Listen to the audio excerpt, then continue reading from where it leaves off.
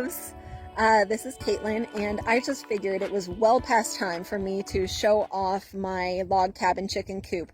This is a project that I thought up last year, and I started construction in October, and I was able to buck up all the logs myself at my work. These are Douglas fir logs, and hauled them home and went through the process of debarking them with a hand debarker and notching them with a chainsaw. All the design is my own. I didn't use any plans or ideas from anybody else. In fact, I had done a little bit of research ahead of time trying to get inspiration online, and I couldn't find anything like this. So this was something that I just wanted to do. So why don't you come with me and I'll show you what I got going on. All right, so here she is, the Log Cabin Chicken Coop. Like I said, I started this back in October.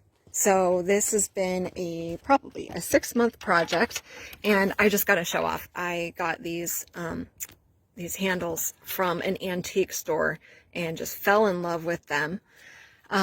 So this is the inside, and on the front I chinked in all of the gaps. However, that used a lot more caulk than I had anticipated. And I also wanted to allow some ventilation that's going to help with it not getting too humid in here and the smell. So I went ahead and left the rest of the logs unchinked. The exterior diameter of this coop is 8 foot by 6 foot. However, we have to subtract about 2 feet for the notches on the corner. So that brings it down to about 4 foot by 6 foot. And some of that is taken up by the nesting boxes on that side, but it's still plenty big enough for my hens. I do have lights strung up in here, but they're not on right now. And one thing I still plan on doing is putting a roosting bar across the middle there so that they'll have just a little bit of extra space, and they like to roost when they sleep. So this is the front. Around the bottom, I ran hardware cloth. The chickens actually have access to get underneath the coop, so that just gives them a little extra room in their yard and a covered area if it happens to be raining. Over here on this side, I have a latch here to keep predators out that I keep a carabiner on. And pardon me, this is heavy. There's my door. I have 5 nesting boxes on this side, so that's where egg collection is going to happen. And I'm just going to give you a quick peek around the back here. Here's their back door, and right now that's open. However, I do have it rung up on a pulley system. So all I have to do to close my girls in at night is grab this guy down here, see if I can do this one-handed, and if I close it hard enough, there's a latch, and I can see that it grabbed because I can't pull this open. So that latch will keep it locked when the girls are inside and keep the predators out. However, if I would like to open it, all I have to do is grab this ring, give it a little tug, and then I grab this guy and I pull it back open. So that'll keep my girls nice and secure. And as for their yard, so the side fencing here is about 5 feet high, and I just ran chicken wire. We ran it around these cedar trees on the property, and I know everybody's going to freak out about cedar being around chickens, but these are live trees.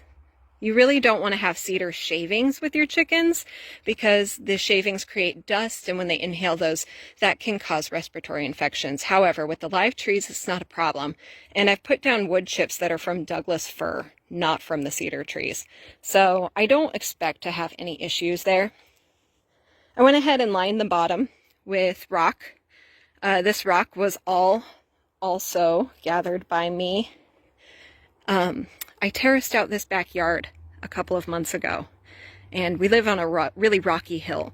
So I did all this work with a tractor, and as I was terracing it out, I was slowly digging out rocks from the ground. And so I had my own little quarry set up that I was able to harvest these rocks from, and they're holding down that wire, so hopefully we can't get any predators from underneath. And I wasn't originally going to do this, but I decided to put netting over the top just because, you know, I want to keep my girls safe.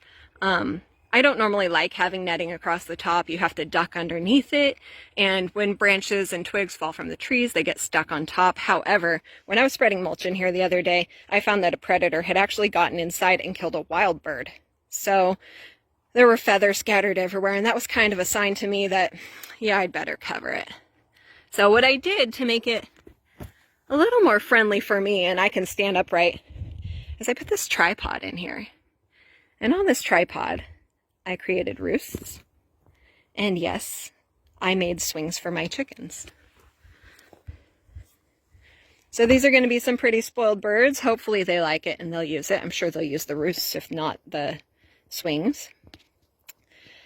And that keeps the roof at the peak in the middle about 9 feet high. So I can very comfortably stand up in here now. Over here I don't have it finished yet, but I do plan on installing a nipple waterer.